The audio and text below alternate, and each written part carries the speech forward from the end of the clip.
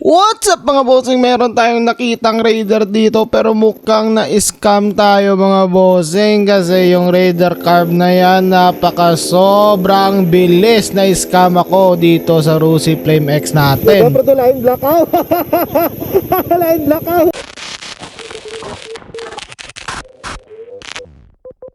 Alright mga bossing, habang ako'y papuntang sunduin ko po si misis ko, meron ako nakita ditong raider carb. Pero feeling ko nung una hindi siya kargado kasi humahabol ako sa kanya, parang nahahabol naman natin. Kaso nga lang, medyo nagulat ako, but masyadong mabilis yung raider carb niya at napalingon pa nga si bossing sa atin dito ng 2 beses, no? Tingnan nyo, hop, 2.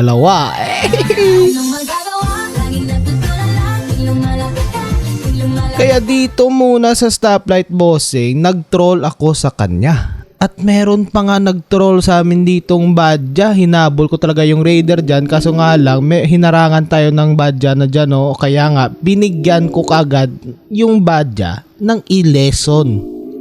Joke lang bossing. Shoutout sa'yo bossing. Di nga ako makahabol, ikaw pa.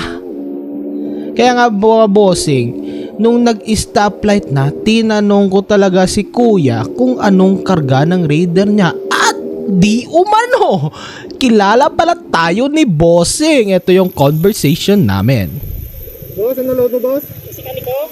Oo. Ha? Lahat ako Phoenix mo?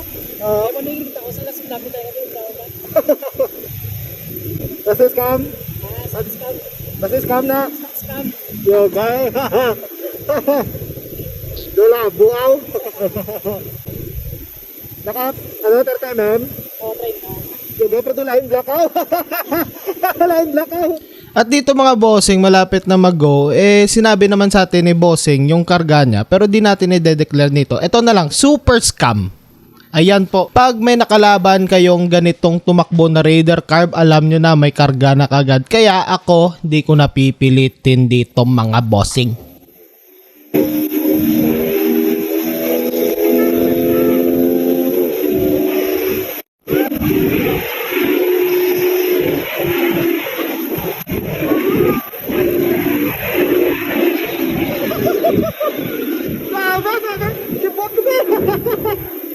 Kasi na Sam, ano lang sa tatang, atlang ka ba ko na? Ano ka na? Okay na ko, shit! Woo! Ano wala? Oh, tayo daw! Woo! Tara tayo, Master! Hey! Nakilala mo na tayo ni Master! Grabe! Shit!